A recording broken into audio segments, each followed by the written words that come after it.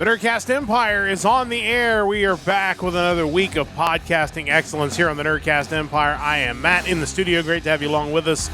We are on to episode number 35 of Music Weekly, episode 103 of the Nerdcast Empire. And this week we are going to talk new music releases from September the 27th. Another great week of music. Also talk about a couple of news headlines. And of course, we'll take you into the vault at the end of the episode. Talk about some classic releases that you need to check out. Joining me in studio, as always, is Mike. Mike, how's it going? Oh, man, it is going. September 27th. We are nearing the beginning of October, and you can kind of tell. I feel like there's a bit more of a Halloween edge to some of the releases this week. I imagine that's only going to continue as the weeks progress, but looking forward to getting into it. Yeah, absolutely. I think we're going to see more and more Halloween themes as we go forward, and I think we're going to talk more about that on more than one of our podcasts as we continue on through the month. Chris joining us in the chat from Parts Unknown. Great to have Chris along with us as well. Going to hold down the chat for us. And we've got just a few small news items, then we're going to get to the music of September the 27th, another great music week. So Chris's favorite holiday, Halloween, and of course, we got a couple little ones that makes it extra fun. Absolutely. You got a chance to have them dress up and go out trick-or-treating. That's always a blast for sure. Not that we get any trick-or-treaters here. Our road is pretty much deserted nowadays, but it's always really cool. So that'll be coming up, and we'll kind of keep on theme throughout the month as we approach Halloween at the end of October, which is not that far away now, believe it or not.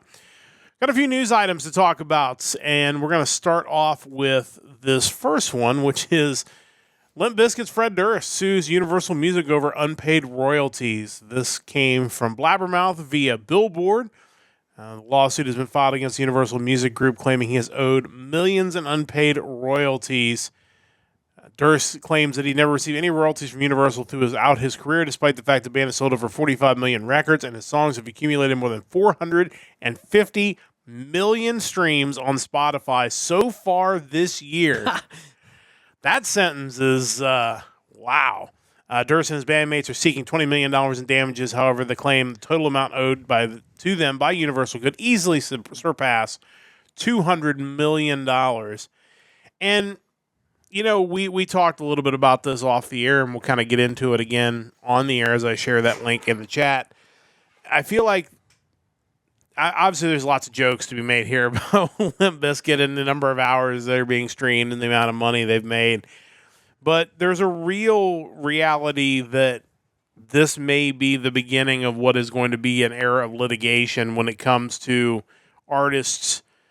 First off, maybe just not making the money that they should have made from record sales back when they first were around. But now in this new streaming age, you have to think that at some point there's going to be some lawsuits as these bands are going to realize they've been underpaid by some of these labels for many, many years. Yeah, it's interesting. Like, I can understand maybe a lawsuit regarding what they're getting paid through streaming, but it seems hard to imagine that. I mean, Limp Bizkit hasn't really been a relevant hit-making band in years. Like, were they really not getting any money throughout kind of their heyday? That seems insane to me, and that we're just now reaching the point where a lawsuit's being filed. Yeah, I'm a little surprised that it took this long, that if they went all those years without seeing any money, like what took them until 2024 to be like, hey, now we're going to sue you. Like, if it was just for the 45 million records, that was enough money that, How did they not see anything from that? Yeah, that's really weird. The streaming obviously is a bigger issue, and Chris points out that Snoop Dogg has a video kind of talking about that, and you can find data out there that talks about some of these streaming services. You're getting, fractions of a penny for every song play, and obviously that's not very significant. And this is where you get into the two sides of the coin. You have that side of it where it's like artists should be paid for streaming their music, especially because people are streaming it in lieu of buying it. So you should make money off of that. And then there's the other side of the coin, which kind of affects us, is when we use these songs in videos, we're not trying to rip anybody off or anything like that, but there comes a time sometimes where YouTube or Twitch will be like, no, you can't use that song, or you can't use that much of that song, and you get into fair use, which exists in the U.S., but not really in a lot of countries around the world. So it's kind of a messy situation, and I have a feeling it's going to get more complicated before it gets solved. And I think at the end of the day, it comes back to Lars was right. He was. I mean, once you allowed people free access to music, you totally devalued what one song is worth. It's unfortunate because obviously this was coming off the heels of a period of time where I think maybe you were being overcharged for an album when ultimately there might have been 3 or 4 songs off of a 15 to 16 song CD that you actually wanted. But I feel like what we're seeing now is beyond overcorrecting. It's just completely crashing the value of art. And the shame of it is we now know firsthand doing this podcast that there are more people making music out there than I had any idea were making music. And you just wonder how some of them are able to continue to do that. Some of them I know have to be working full-time jobs Monday through Friday to be able to do this stuff and tour on the weekends and do all that kind of stuff. And I think from my personal experience coming from the journalism world, it was something that I had commented about many, many years ago, because in the infancy of the internet, pretty much every newspaper was available for free online. Now, you might not get every feature, but every major story was online. Now, I think back to like September 11th when the internet what we had for internet basically crashed. You couldn't get on those sites because everybody was rushing to them. So obviously it's much different now than it was back then, but they waited so long to say, hey, you paid for a newspaper to be delivered to you forever. Why should we give you this for free now? To the point where people had gotten it for free for so long that they're like, well, we're not paying for it now. We'll just not have it, or we'll find another way to get it, or whatever it might be. I feel like the music thing happened that way too. You're right. It was kind of an overcharge. So what happened? Everybody went to LimeWire. Everybody went to these Napster, and they took it for free, and then they're like, well, we can't do that. So now you come with the streaming thing, which eventually became a deal for the listener, because I mean, I can listen to stuff on YouTube Music for the cost of my premium subscription and have the entire or Apple Music. I mean, having a Mac, like I have access to Apple Music. But for the artist, they were like, we've gone the other direction where you didn't cut out the record label. Correct. All you did was potentially give them, if not a greater cut, of a similar cut of a much smaller amount of money. That didn't solve any problem. Well, and the problem I think we'll find as we continue through this is that their percentage piece of the pie did not shrink. If anything, they probably cut themselves in more. Like, well, we're not going to take a hit on this. Yeah. We're going to, instead of taking 30% or 50%, we're going to take 90% now, and we'll throw those scraps back to the, and basically claim like, hey, we're not making any money off of this. It's just we're just trying to pay back the advance we gave you on the album you produced for us. Until we get that money back, we can't give you any money. Yeah, so it's definitely interesting, and it's what makes some of these websites like Bandcamp so fascinating, because it's kind of a different way of doing business for these small groups, but it also could be kind of how the music industry ends up working, that a lot of these bigger artists will decide to just kind of do it themselves, and that way they just get all the money from it, and they can decide, hey, okay, we'll sell the rights to YouTube or Apple, but we're going to do it at this price, and we're going to get this cut from the stream, instead of these labels giving them pennies. Because if the lawsuits continue, that's probably what's going to happen, is these bands are going to take their rights back, and then they're going to decide how much you're allowed to stream them or not stream them. So, which is probably how it should be. It should, and the only downside of that is your small bands, obviously, because they don't have the teams of lawyers and the money and all that to go in and make those demands. Metallica can decide tomorrow what they want, and nobody can really say anything because they're Metallica. But the bands we're listening to today on our podcast maybe don't have that kind of pull. But interesting story. We'll definitely keep an eye on this. All jokes aside with Limp Bizkit, this could be something that, if it doesn't open the door to a bunch of lawsuits, it's certainly going to set some precedent, which could come into effect in other future lawsuits. So we'll keep an eye on that. Another story, nothing quite as serious, the other two stories today, but The news from Metal Injection that Disturbed has announced the Sickness 25th Anniversary Tour, which will be 2 parts of the tour. One of the parts will start off with 3 Days Grace and 7 Dust, which will start in February of 2025 in Idaho. And that will wrap up at Madison Square Garden in March. And then the tour will resume a week later with Daughtry and Nothing More in Cincinnati. And that will wrap up in Las Vegas on May 17th. You know, this is an interesting decision by Disturbed, where they're basically going to play 2 sets every night. They're going to play The Sickness in its entirety, followed by a full set of greatest hits. And I don't know how many bands like this are out there doing that, but I don't think there are a ton. And that really says a lot to these guys, that they're clearly wanting to make their fans happy with this tour. Yeah, absolutely. It would be so easy for them to just say, look, we're going to do just this album, The Sickness, and then two hits to end it. But no, it sounds like they're doing 2 entirely full sets, basically this full album and then a full set of greatest hits. Great band. That album is certainly classic. I kind of wondered when I saw that they were touring with 3 Days Grace and 7 Dust. I was thinking, hey, does that mean they might be at Sonic Temple? But looking at the dates, it looks like they're going to be out on the West Coast around that time, so that seems very unlikely. And they're also changing the supporting acts before all of that. Kind of interesting, and this might also, in a weird way, kind of feed into the next story.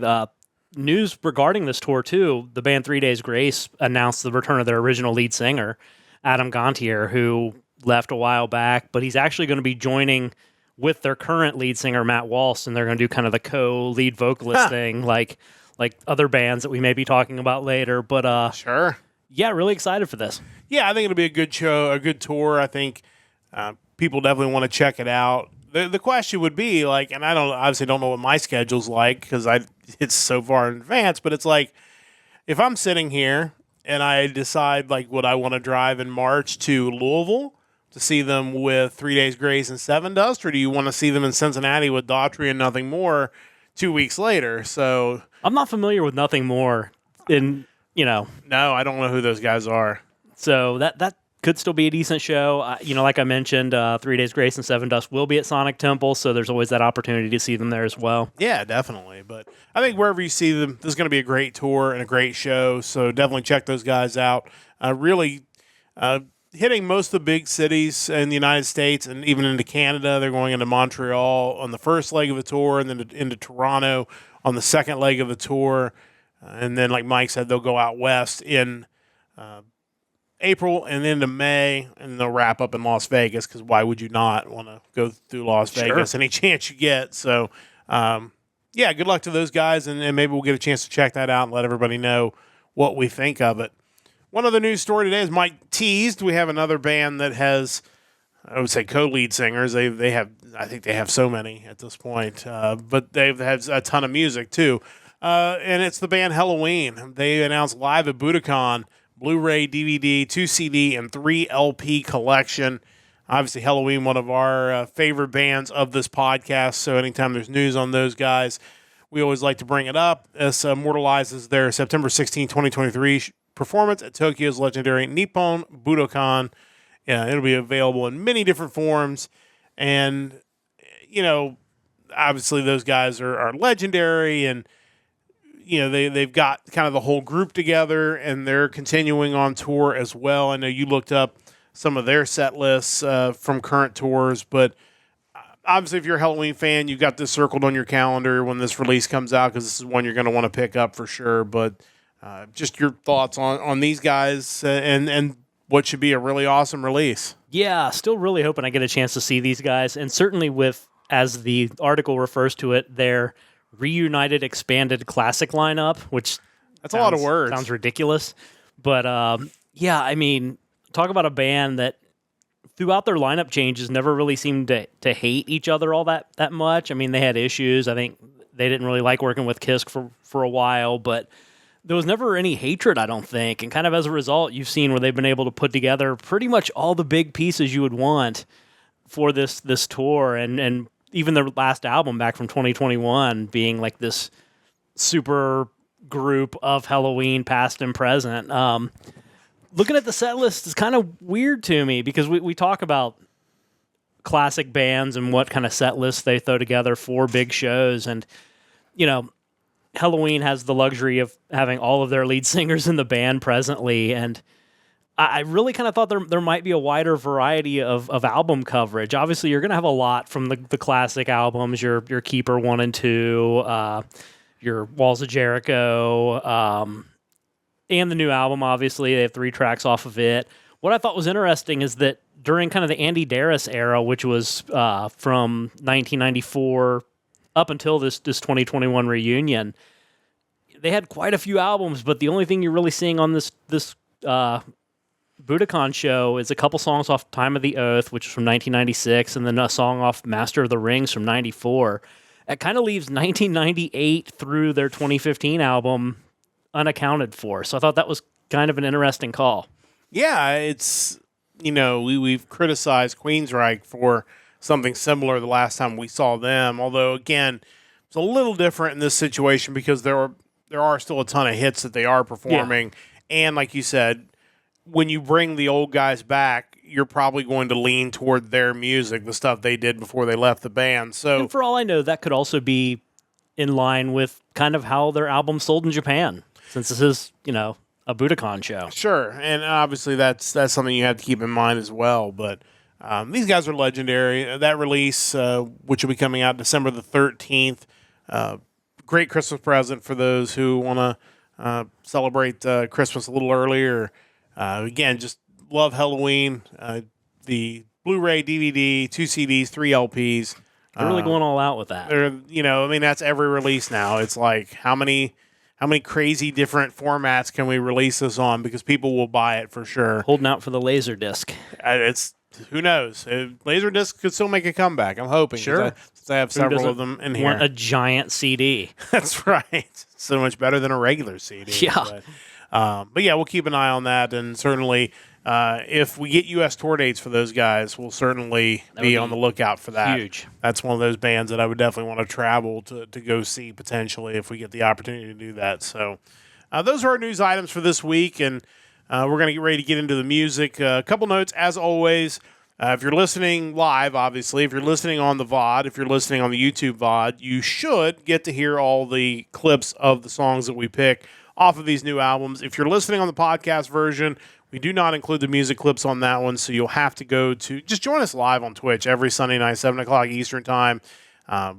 We've been getting great shout-outs from some of the bands who've been sharing our podcast. It's been really cool, and then this thing just continues to grow. So join us live every Sunday night. If you can't, catch us on the VOD, especially on Twitch or on YouTube. But, of course, it is time for our weekly music picks, and as always, Mike will go through a couple of different music sources for rock and metal releases, and he will compile a list, compile a YouTube video, which I'll paste the link in a moment, and then basically we pick 2 new releases a piece each week to spotlight, and we will spotlight one of the songs off of those releases. These are the releases of September the 27th, so you're going to want to check those out. And again, of course, if you check out the playlist, you might find your own favorite songs off of that list. So feel free to do that. And if you find something off there that we missed and you want to tell us about it, reach out to us and let us know. We definitely want to hear other people's opinions on the new music that comes out each and every week. With that said, it is time to get into our new music picks. And you've got a couple of interesting picks this week. You kind of teased a little bit in the open that we are starting to get into some Halloween-themed music, which kind of ties in to especially your first pick this week. But let's talk about pick number 1 of your new music, again, from September the 27th. Yeah, there was a lot of quality music on the list this week, and anytime that's the case, it's always fun when you can kind of find things maybe a little further out on the fringe of your music taste, maybe not the typical thrash metal or speed metal or power metal. And I think I did this with my first pick. Definitely stuff I'm into, but just not something I listen to a lot. My first pick happens to be the second full-length album from an Arizona-based horror punk band. The band is Boogeyman, and their album is Rotten Leaves. Again, for every band that listens to us out there, I just want to point out that when you name your band something that is a very common word, it can be very challenging to find you online. And in fact, I did not find this album on YouTube Music. This was the only one that wasn't out there. Yeah. Now, luckily, their music was on YouTube. Spotify had their entire album, which is interesting that it was there, but not YouTube Music. But again, just keep that in mind when you're choosing a band name. That there's a good chance that you people might struggle to find your website or find your information on there. Yeah, it's definitely a challenge. Boogeyman is a fairly common horror movie title. It presented challenges for sure.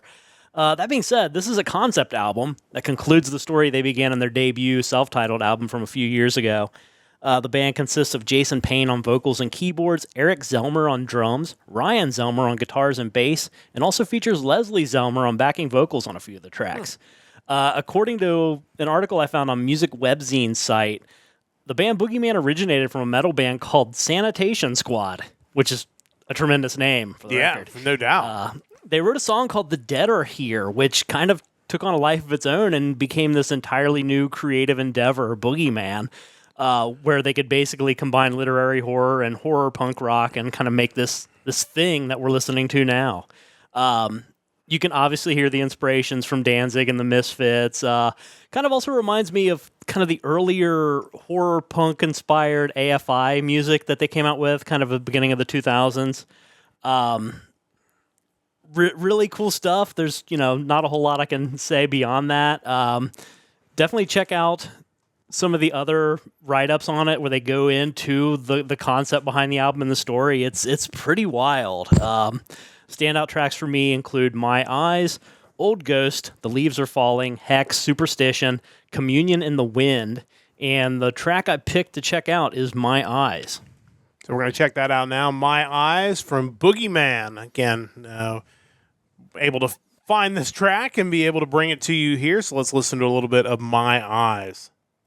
Black holes where my eyes should be, a black hole where my eyes should be, and I tasting victory.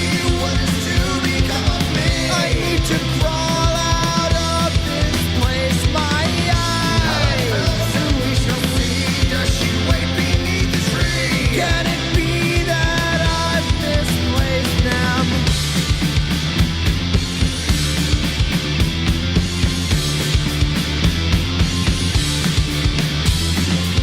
Writhing in agony, a silence. What's interesting is the singer's voice. Like, he's got clearly like the pop punk sound down, but it's also a little cleaner than I think I would have anticipated when I went to listen to it. It almost feels a little Bad Religion-y. Like, it's just I could definitely hear that. it stands out above the mix a little bit more than what you often hear with these pop punk bands, where it feels like it's more congealed together. He's definitely pushed out front, and it's a very clean sound, and somehow it works with that pop punk vibe of the music as well. I think that, and I also think that kind of like Bad Religion, where clearly the message is a big part of the music. When you're going to do horror punk that is conceptual in nature, you want that lead singer who is, in fact, telling you a story as he sings. You want to be able to absorb all of that, and I think they do a really good job with that. Yeah, totally. So definitely check this out. Definitely something different, but probably good timing for this with Halloween just around the corner. I did also want to mention they're currently signed to the We Are Horror record label.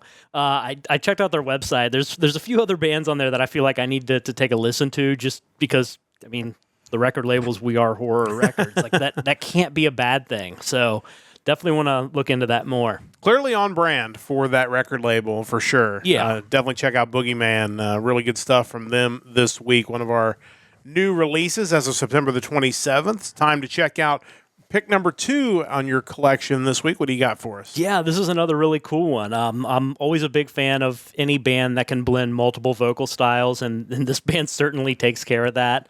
This is the debut album from a UK-based death pop band. The band is called Hi Parasite, and the album is Forever We Burn.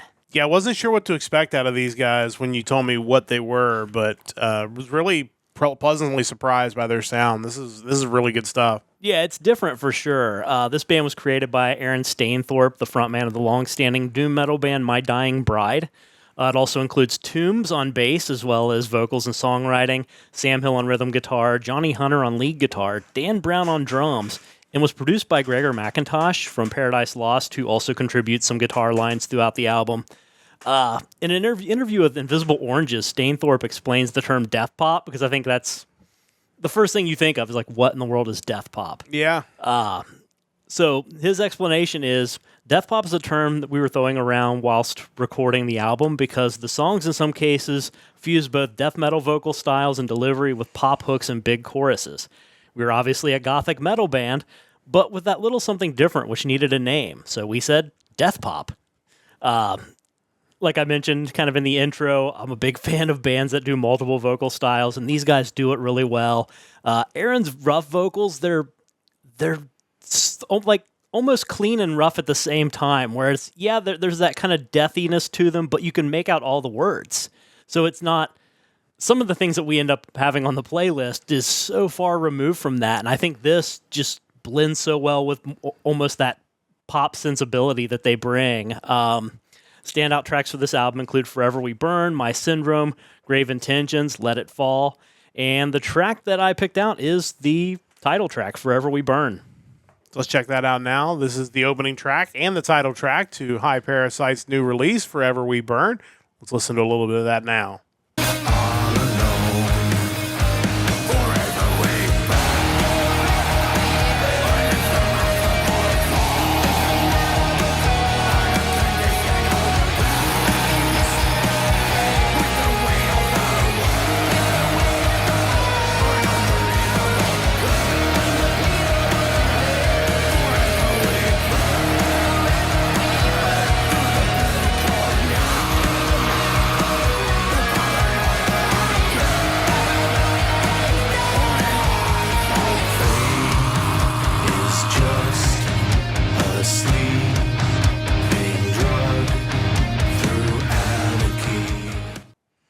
Yeah, this is definitely a different sound. And like you said, they have found a way to kind of combine it all together and make it work, because you're right. There's some stuff on these playlists each and every week that is it's just so much noise. And this isn't that. Like it definitely almost feels like an additional instrument, which makes it work in this case, because I'm not as big a fan of the rough vocals generally as you are in your music. But when you put it together like this and you're able to also mix in those clean vocals, I think it works really well, and I think these guys found a good balance for that. Yeah, I think there's a place for it, but I think you have to do it right. And I think if you can still have those other vocal styles mixed in, it helps a lot.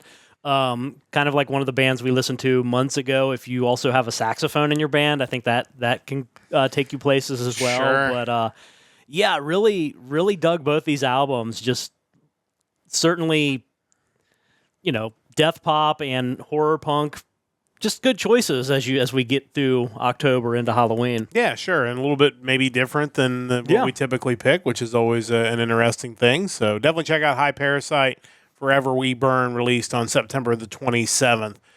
Mike went for different. I went for pretty similar to the stuff I usually pick, which is not a huge surprise.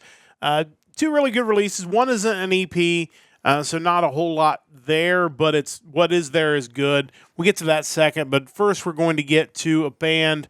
Let me update my information here. An international supergroup, if you will. The band is Sirius Black, and the album is Rise of Akhenaten, I think. It's tough because the way they pronounce it, you're just like, is that how it's pronounced? Because when I learned about like Egyptian history and whatnot, we pronounced it Akhenaten, but I don't know if that's correct either. Okay, that's fair enough. It's been far too long since I've taken any kind of classes learning about Egypt. So, but if we'll go with that, Rise of Akhenaten. It's, as I mentioned, international supergroup formed in 2014. Reading a lot of the reviews of this album, there were definitely people that weren't as high on these guys as maybe they used to be. And I can only assume part of it is because they've had so many members kind of come in and out of this band.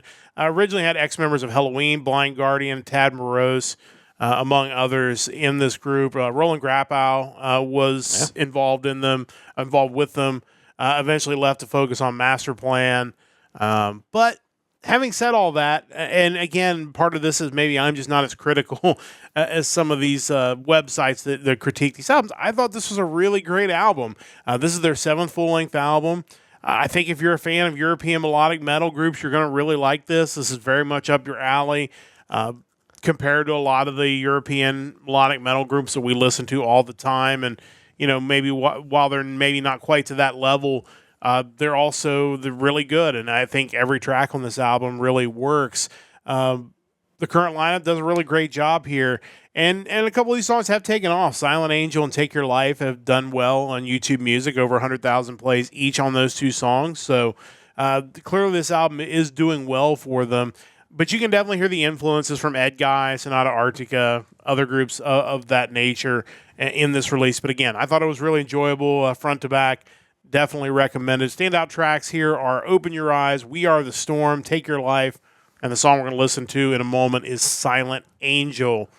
So let's listen to a little bit of that. This is Sirius Black, Rise of Give me that again. Akhenaten? Akhenaten. Like I said, not a word I'm real familiar with, but Rise of Akhenaten from Sirius Black. This is Silent Angels. Let's check that out now. This road's so hell, it's setting you free. Take my hand and fly from the darkness into the light. I see your inner fear, take your sorrow and tears. Silent angel fly. Get back to your own pride. Find yourself now thinking twice. Never will you surrender. Silent angel fly.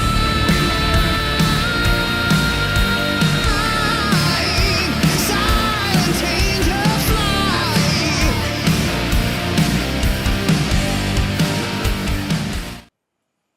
Again, I think this is an album that has a lot of really good stuff on it. Whether this compares, how this compares to some of their older releases, I don't know. A lot of their older stuff, would definitely like to go back and check it out. But overall, just a really solid album. Your thoughts on these guys? Yeah, I really enjoyed the album too. I hadn't really looked into their history up until now, but I didn't realize that their original vocalist was Urban Breed, who was the lead singer for Bloodbound around like the Nosferatu times, which is a tremendous album. So I can kind of see maybe if they went from him to a new vocalist, maybe people wouldn't be as excited. But he's phenomenal, and not that I think there's anything wrong with the current lineup here, but it definitely makes me want to check out their older stuff too. Yeah, definitely want to check those guys out. So check out Sirius Black, my first pick of the week. Second pick of the week is an EP, which typically I stay away from just because they're so short and it's kind of hard to judge a band based on that. But this is a band that has released a ton of albums, and they're planning on releasing another one at some point in the future. And this EP was basically a way to hold the listeners over until they got a new album. The band is Jaded Heart, and the EP is Intuition. They are a melodic heavy metal band from Duisburg, Germany. Formed in 1990 as Jaded Heart. They were originally around from 1979 to 1987 as High Voltage, and then from 1987 to 1990 as Tax. That's an interesting one. This is an EP, follows their 15th studio album, which was released in 2022.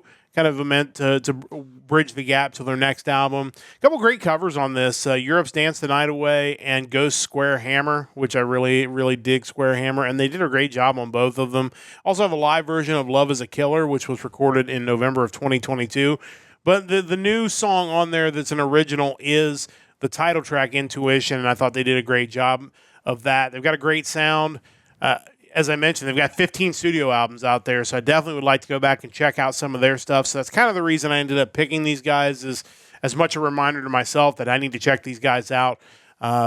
What's interesting looking on Encyclopedia Metallum is there's another band, or was another band, called Jaded Heart that was formed in Germany in 1986.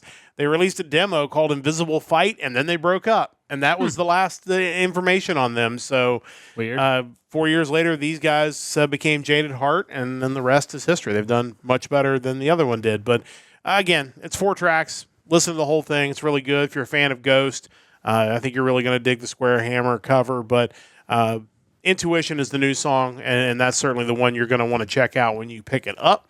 And that is the one we're going to check out now. The title track to this EP, Intuition from Jaded Heart. Let's listen to a little bit of that now. Walking the streets, faces unknown. Nobody knows, nobody cares. In heavy rain, blackened skies, cruel nights I cry. Loneliness is the one I know. Never seem to arrive, no matter how far. Loneliness, my heavy load. And now I handle my own fiction. That's my intuition.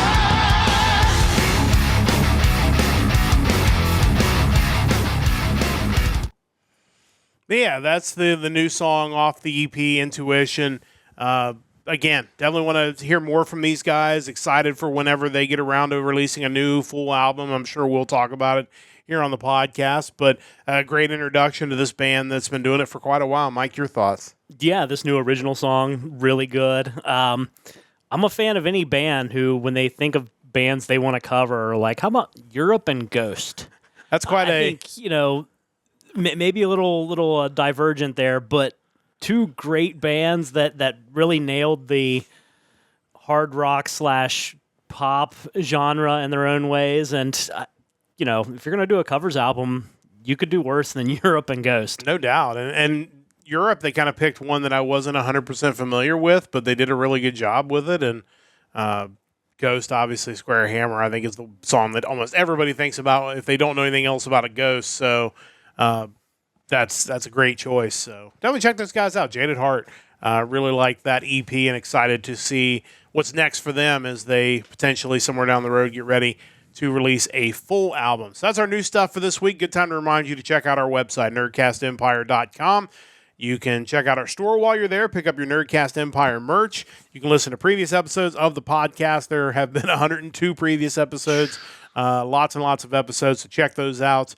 Coming up this week, Thursday, 7 o'clock Eastern Time, another episode of Anime Thursdays. We're back after a 1-week hiatus, and we got more OhioCon news. That may be just a kind of a running thing. They held some informational sessions via Zoom last week, and we sat in on those, and we're going to break those down. They've not said anything since. And they have been radio silent since. So that may be part of the story on Thursday. If you have to tune in to find out, 7 o'clock Eastern Time on the Nerdcast Empire, and then next Sunday, another episode of Music Weekly. We are talking the music of October the 4th next week, so definitely want to check that out. 7 o'clock every Sunday night, barring occasional preemptions, which will happen from time to time, but we will always let you know. That'll be coming up next week on the Nerdcast Empire. Time to go into the vault where Mike and I will each tell you about a classic album you need to check out before we get to Mike's pick, because obviously he's been going through glam metal bands by the alphabet. It is funny that I was driving to Northern Kentucky University today for a soccer broadcast, and what comes on the radio but Giant and See You in My Dreams, which is obviously Mike just featured those guys a couple weeks ago. This is another band that you're going to talk about today that's got some great songs, and there's a great cover on this album that you're going to be talking about today. But I'll let you get to that. Tell us what you got for the vault. Yeah, so here we are. We've made it to the letter H, and had a lot of options here, actually. Anywhere from Sammy Hagar was on the list to more modern interpretations of glam rock and metal, like a band like Hinder. That being said, the one I picked was a band that they've been around for a while now. I think their first album came out in late 80s. I'm going to be talking about their second album. I didn't really know about them until they released an album in 2009 that I got a hold of, which was really fantastic. But that being said, the choice for my vault pick this week is the second album from the American hard rock band House of Lords. The album is Sahara. I'll be honest, the one thing I'm sure you're going to talk about with these guys that I did not know about this till I looked at the Wikipedia article is that Greg Giuffria was a member of their group, who obviously is also known for Giuffria, which also had, they had a huge hit around that same time as well. But these House of Lords, really, really good stuff, and this album is a good one as well. Yeah, this is the band that keyboardist Greg Giuffria, started after his time in both Angel as well as his solo band Giuffria. They ran from 87 to 93 and then reunited in 2000 and have remained active ever since. Mostly without Jafria. He's kind of jumped in a couple times since then, but for the most part, he's been off doing his own thing. These guys have been playing just tremendous AOR-style hard rock for years. And like I mentioned, I didn't really know much about them until I stumbled into their 2009 album, Cartesian Dreams, which is amazing, and I would certainly recommend that to anybody. Jafria aside, I think the strength of the band is honestly the vocalist, James Christian. He's been there the entire time, and his voice fits perfectly with that style of music. On the album Sahara itself, you kind of get the feeling that they've had some influences from bands like Led Zeppelin and Whitesnake, especially when you hear the opener Shoot. Like, it has that very bluesy rock thing going on. There was one song on this album that I think I may have heard prior to getting acquainted with this band via Cartesian Dreams, and that was the cover of Blind Faith's 1969 song, Can't Find My Way Home. Yeah. I don't think I knew it was a cover at the time. I did not. But, because, I mean, honestly, their rendition of it, it just feels like any other hard rock ballad type song. You know, Tesla could have done it for all I know. Like, it's just the vibe it had. Like, it just fits perfectly into late 80s, early 90s hard rock. That being said, the other thing I really wasn't aware of until I started digging into this album is just the star power that was involved with its creation. Obviously, you had that Blind Faith song performed by Blind Faith originally, written by Steve Winwood, who is a legend in his own right. The song Heart on the Line was written by Cheap Trick's Rick Nielsen, who also plays lead guitar and backing vocals on the song, along with Robin Zander from Cheap Trick, performing backing vocals on that song as well. They have Doug Aldrich playing guitar and backing vocals, Chris Impellitteri on with the opening guitar part on the song Sahara, Mike Tramp on backing vocals, as well as Steve Plunkett from Autograph and Ron Keel from Keel. So it's a long list, and their first album was similar, where you even had, I think, Stan Bush writing a song on their first album, but no shortage of star power for sure. Standout tracks on the album include Shoot, Can't Find My Way Home, Heart on the Line, Lay Down, Stay Down, Sahara, and Remember My Name.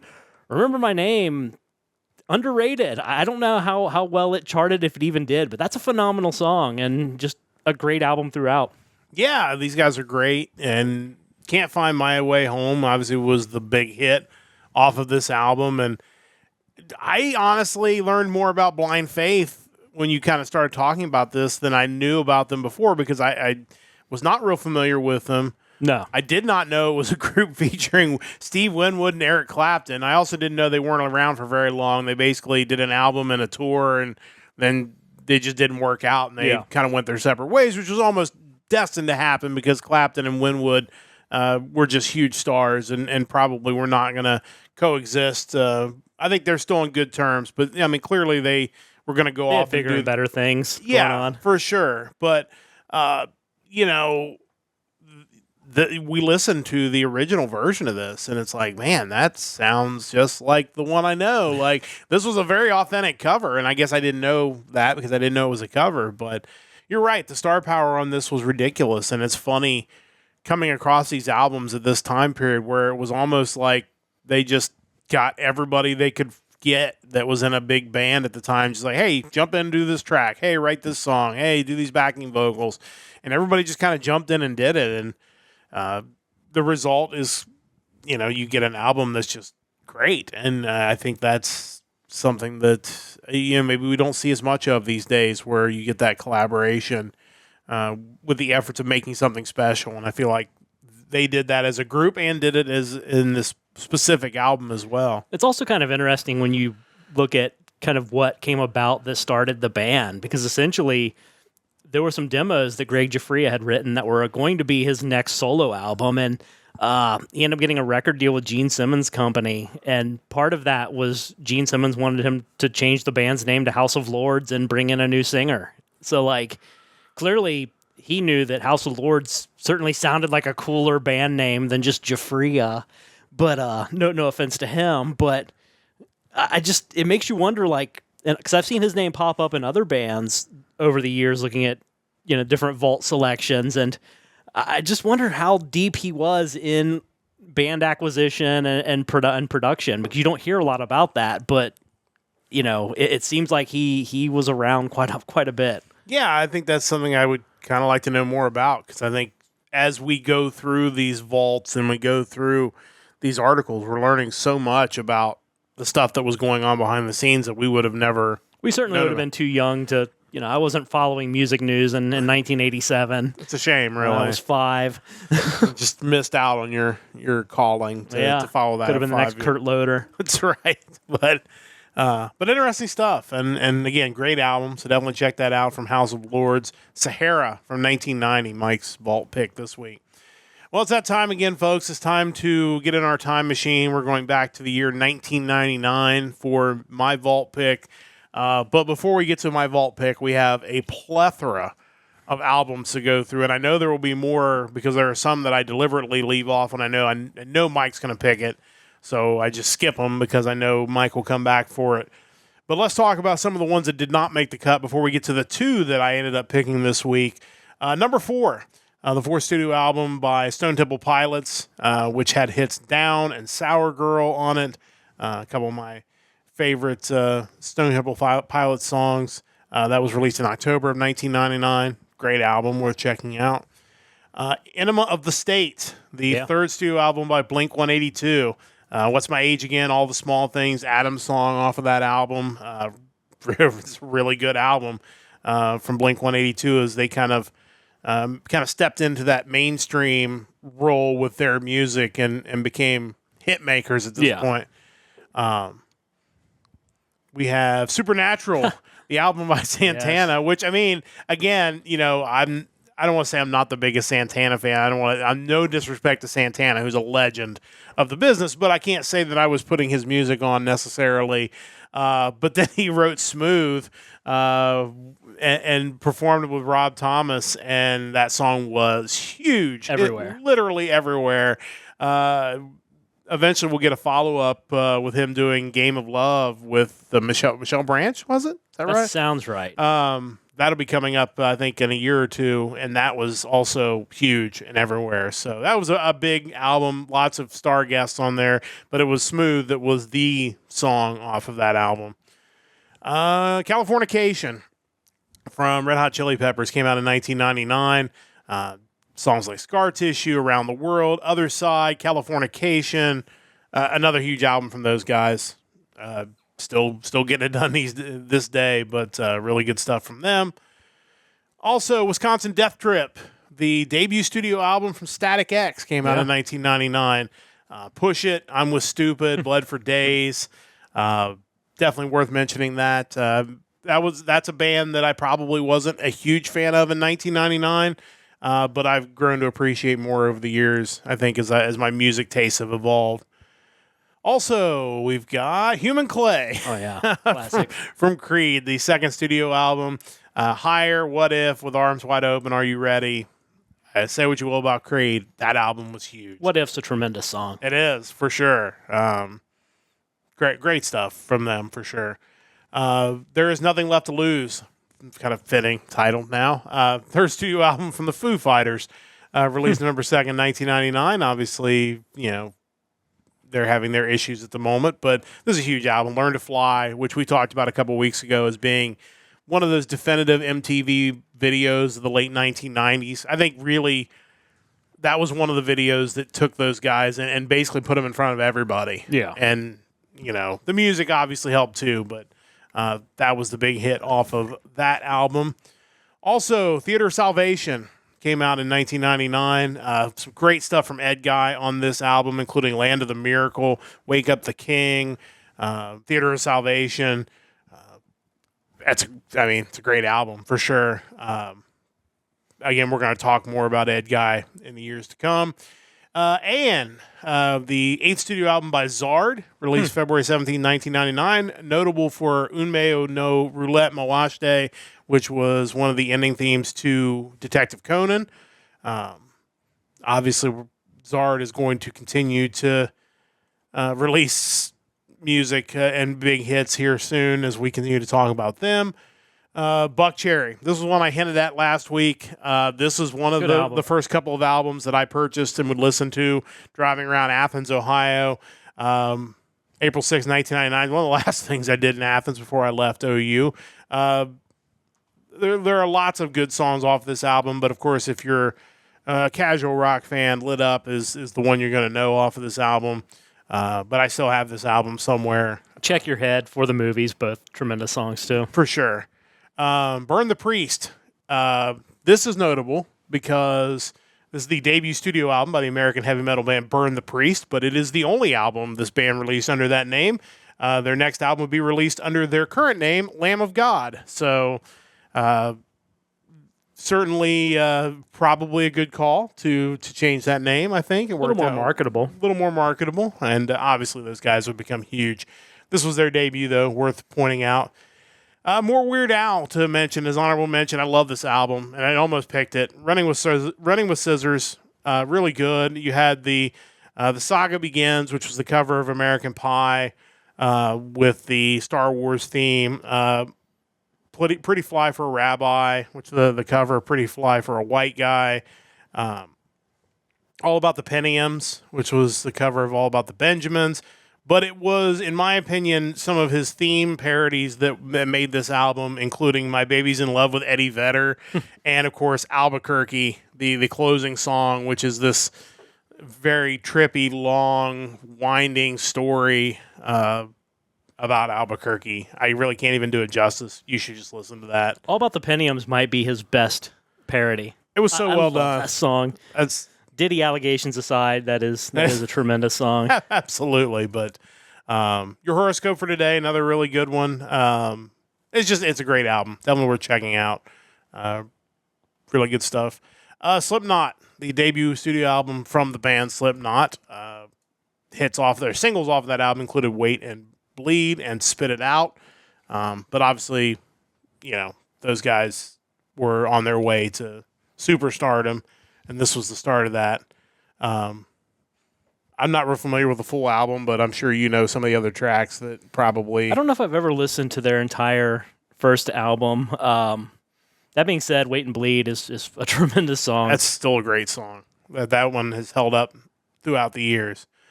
L'Arc-en-Ciel released 2 albums in 1999, basically concurrently. This is Arc, released July 1st, which has Heaven's Drive, Driver's High, which is one of their best songs off of there. Dive to Blue, Forbidden Lover were also hits off that album. And then Ray, which included Honey, Snowdrop, Shinsoku, Lose Control. But that, again, those guys were on the way up, and we're going to continue to talk about them as we go forward.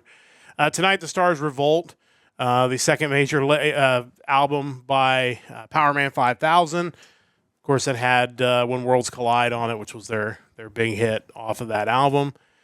Risk from Megadeth. This is kind of one of those albums that there are mixed opinions about, hence the title Risk, but I think it's a good album. Singles were Crush and Breadline, Insomnia. You're the resident Megadeth expert, but I think this is a good album. Like I said, I feel like there are some people that aren't as big a fan of Risk, but yeah, I mean it's a hard rock album. Like it's not really them as a metal band per se. It's you want to look at Cryptic Writings as Megadeth's Load or Reload, but really this is the one. It's different. It's to me. It stands up really well. You can't really compare it to Rust in Peace. It's different. Prince of Darkness is a great song. Wanderlust, Ecstasy. It's a great album as long as you don't go in expecting speed metal. Yeah, because it definitely is not that. 2 other albums worth mentioning. I had to throw in the Chris Gaines album, Garth Brooks and the Life of Chris Gaines, the also titled Greatest Hits. I don't know what he was thinking when he decided to do this. I've not listened to any of these songs, but it's just funny because you have the guy who was literally he was Taylor Swift before Taylor Swift. He was, even though he was in country music, he was one of the, if not the biggest star on the planet. And all of a sudden in 1999, he decides to do this. And still to this day, I'm not really sure why, but the only way it would have made sense is if he legitimately thought no one would know it was him, and he released the album under that pseudonym. But that was never the case. Like it was clear that this was Garth Brooks releasing a rock album as some other identity. Like I don't get the point of it. You said he was Australian? That was the That gimmick? was the character. I think it mentions it in the Wikipedia that his this alter ego Chris Gaines was some like Australian singer. I don't understand. I don't either, but I remember it coming out and I didn't understand it then, and I still don't. No, I definitely don't. We've mentioned Halloween already on this show, so good time to mention Metal Jukebox, which came out in 1999, which is a cover album. There's a lot of great covers on this album, so definitely check it out. Locomotive Breath, Space Oddity, From Out of Nowhere, Faith No More cover, Hocus Pocus, great song, White Room, just a really, really cool, diverse set of covers that they did. I feel like Hocus Pocus is going to come up again somewhere on our content at some point. As it should. Feel like you might want to keep your ears out to that. But we're going to get to my picks now. Two really great albums that came out in 1999. One I bought in 1999. The other one would be years later. But let's talk. We talked Sonata Arctica on this podcast a ton. They're amazing. Ecliptica came out in 1999. The first full-length album from these guys, and they absolutely knock it out of the park. This is a great album from beginning to end. Blank File, My Land, Eighth Commandment, Replica, Kingdom for a Heart, Full Moon, Letter to Dana, Unopened, Picturing the Past, Destruction Preventer. Mary Lou was a bonus track on some of the editions. There's not much else I can say about this album other than I don't know how you can do much better for your first album. These are all songs that I still listen to today when they come up on my iPod. I still get excited when we go to a concert, and I think last time we went, they played Destruction Preventer, which is not one that I think I'd heard live. But this is, when you hear people maybe criticize their new releases, because that stuff has happened from time to time, it's an album like this that those fans are listening, looking for, hey, I want another Ecliptica. Yeah. And, it's just not realistic. You're not going to get that. This band has evolved. They've aged. But this is just an outstanding album, maybe one of the best power metal releases ever, in my opinion. But I know you're the one that turned me on to these guys, so your thoughts on this one first. Yeah, it's kind of wild. I discovered this band probably around the time Silence came out, the follow-up to this, and I was learning about all these bands kind of at the same time. So, I didn't really think about it at the time that this was a band that undoubtedly was just hugely influenced by a band like Halloween. I was discovering them simultaneously. Right. But yeah, just an amazing album. And you talk about just how high quality their opening album was. But if you go on YouTube and look up some of the demos under their prior names, like Tricky Means and Tricky Beans, like they were well on their way to figuring this out pretty early on. And yeah, this album just, it was Halloween, but just taken to that next level in terms of speed and vocals. And not to suggest that they're a better band, but it was just, they just turned that intensity knob up. Like the second Blank File starts playing, you're just like, holy crap, what is this? And it doesn't really let up from there. They're a band that has become one of my favorite bands. I own like 16 CDs of theirs. I have a bunch of merchandise, some signed portraits, like, signed concert poster. Like, this is a band that has been just a big part of me discovering my own music that wasn't necessarily handed to me by a sibling. So I can't really overstate how big this album and this band is. And I think the thing that I got excited about with these guys that was different than a lot of maybe the other metal that you were introducing to me at that time when you were downloading a lot of this stuff is, obviously, as you mentioned, they're fast. They're Halloween, but up another level. And then they bring in a keyboard. Like, then, it's like we're not just foregoing the melody portion of this. We're also going to give you great melodies, and we're going to give you ballads, and we're going to give you all this stuff that a lot of metal bands didn't have, that other gear. Like, yes, they're going fast with the keyboard or with the guitars, and they've got these amazing vocals, Tony Kakko just belting them out. But then, we're going to get a keytar out, and we're going to, play these crazy keyboard parts that just blow your mind. It's like, this is a whole different dimension to metal music that was not out there. Yeah, it probably was my first introduction to like speed metal keyboards. Yeah. Where, it was basically replacing instead of multiple guitars, you have a guitar and a keyboard doing kind of the same stuff, but yeah, it was a different layer and really cool stuff. Yeah, definitely check this out. If you're a fan of this podcast, we can't recommend this highly enough. Ecliptica. And there's a remastered version that came out, 15th anniversary edition, so you probably want to pick that one up. That was released years later, but... Well, that was the revisited version. Oh, yeah. That was re-recorded versions of all the songs. So definitely worth getting, because the fact that they were able to go back and re-record them, but I do think you kind of want to hear both just to kind of see where they were in 1999 compared to where they were in 2014. Yeah, I forgot they had re-recorded them for Nuclear Blast when they switched labels, but yeah, great album for sure. The other one is kind of on the different end of the spectrum, but every bit as important as far as my music fandom, and this was the Metallica release from 1999, S&M, which was short for Symphony and Metallica, where they performed a live concert with the San Francisco Symphony. And this is basically 2 albums of live material with a symphony, with a couple of new songs thrown in, which were No Leaf Clover and Minus Human, which were amazing. And I was always kind of bummed that there wasn't like a studio version of those that ever came out, because they were so good. But I owned this on cassette. It's just to kind of date myself and tell you, like, this was one that we had saw like clips of on MTV, I think, when they were showing, and maybe even saw the actual concert on TV. But I went out and bought the cassette of this and listened to it a lot. And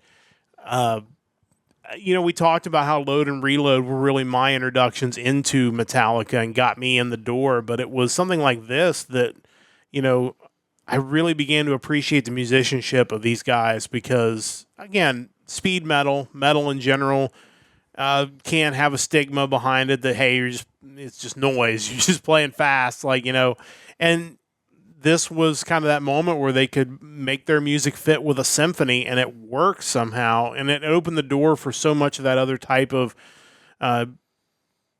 collaboration. Styx did a concert with the Cleveland Youth Orchestra. That's something similar.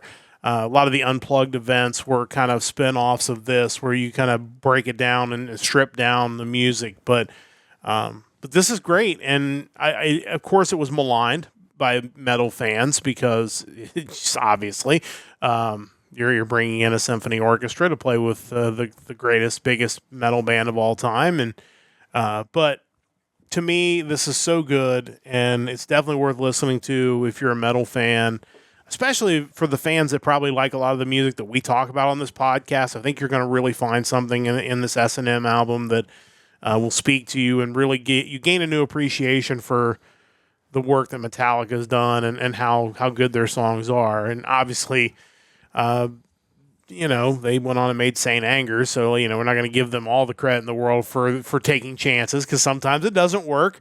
But I feel like this one worked. Curious to get your thoughts on it. Yeah, it had to be a weird time for long-standing Metallica fans. I mean, you had some that weren't really into the Black Album from 1991, thought that was actually the sellout album. But you go from there to 96 Load, 97 Reload, 98 you had Garage Inc., then it's like, okay, can we finally get back to what we do? And it's like, hey, Metallica's got a couple new songs that are going to be coming out live with an orchestra. So then you have S&M. It's like, man, I just want Metallica to play. Yeah, I want something reminiscent of Master of Puppets or And Justice for All. And to think you get to S&M and it's like, I'm sure the next thing has to be better, right? Come on. There's no way they're going to keep stringing me along like this. And then, 4 years later, they plop out Saint Anger.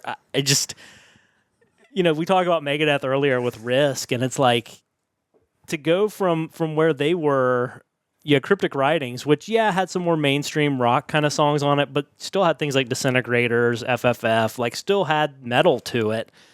Yeah, you had Risk, but they kind of righted the ship eventually. World Needs a Hero was kind of hit or miss, but then System Has Failed was back to being a metal band, and I feel like Metallica, that hardcore segment of fans had to kind of just deal with it quite a bit longer. Yeah, for sure. And I think eventually they got there. Yeah, that being said, I do love Minus Human and No Leaf Clover. I think those are great songs. And there's really nothing wrong with S&M. It's just, it's a really cool idea that Metallica did as far as like a double live album. But yeah, I don't know. Yeah, I mean, certainly interesting. And again, you give them points for trying, but obviously there were some of their fans that maybe weren't as happy about it. But I enjoyed it. I bought it, so that's why I'm recommending it for my pick from the vault in 1999. And like I said, I know there are some that I missed, even though we did go through a ton of albums from 1999, but can't get them all. And like I said, I know some you're going to come back for, so what else do we need to mention before we sign off today? All right, we had Nevermore with their album Dreaming Neon Black. Great album. Had Beyond Within, Dreaming Neon Black, Poison God Machine. Collective Soul with Dosage. Yeah. Good album as well. Heavy, Tremble for My Beloved, and Run. All good songs. Lit, A Place in the Sun. Had 4, My Own Worst Enemy, Down, Miserable. That was a really just quality album all the way through, to be honest. Yeah, I had that on my list, and eventually just like I got to cut somewhere. Gamma Ray's Power Plant. Yeah. Tremendous album by Gamma Ray. Anywhere in the Galaxy, Razorblade Sigh, Gardens of the Sinner, Short as Hell, It's a Sin. Wasp with their album Eldorado was pretty good as well, with the title track Eldorado as well as Damnation Angels. Linkin Park's Hybrid Theory. That was kind of a big deal. Yeah. Paper Cut, One Step Closer, Crawling in the end. Dawkins Erased the Slate. I think, you had some of these pop metal / hair metal bands that were kind of actually finding some footing, and by the late 90s, I think a lot of it was due to some successful tours they were able to have by kind of grouping together, and that was where I saw a lot of them live. But this Dawkins album had Erase the Slate, Maddest Hatter, Shattered. The self-titled Rat album was another one that was actually really good. Maybe a little more mainstream rock compared to their earlier stuff, but had some great tracks. Over the Edge, Live for Today, We Don't Belong, Dead Reckoning. Cold Chamber with chamber music had songs like Tragedy, Shock the Monkey, which is a tremendous cover. We had Typo Negative's World Coming Down with Everyone I Love Is Dead, Creepy Green Light, Everything Dies. If you like Typo Negative, there was nothing to not like about that. We had AFI's All Hallows EP, which is kind of similar to what I mentioned earlier as far as that horror punk thing. It was definitely them getting a little more of a gothic edge to their sound. Fall Children, they had a Misfits cover of Halloween, Total Immortal, just short EP, but definitely enjoyable. And finally, going back to the hair metal stuff, we have Slaughter's Back to Reality. Mark Slaughter is one of the best vocalists in my opinion. Dude just has a tremendous voice on display here with songs like Killin' Time, All Fired Up, Trailer Park Boogie, and On My Own. But yeah, that pretty much covers 1999. It was a wild year. We had some debuts of bands that were going to become big. We had some older bands kind of making a comeback, like you said, because they got out on the concert tour and people wanted to listen to their music, and so they made more music. The Rat album specifically was one that I had forgotten, but there's some really good stuff off of that album. And then you have these bands that were kind of continuing on as we were getting ready to transition again, and the music as grunge is now starting to fade out just as quickly as it faded in, and we're going to get into this new metal, if you will, of the early 2000s, and obviously some mainstream rock metal, if you will, from some of these groups that we're going to see when we turn the calendar to 2000. But I think that's also where, since I wasn't necessarily a fan of new metal and even some of the modern metal at that point in time, that's where I kind of turned more to the Europe side of things. Sure. And you'll see where I started picking up more and more bands from the other side of the pond. yeah, that'll definitely be something we'll be spotlighting as we get into the decade of the 2000s. I'm planning on continuing this up, I think, to 2010.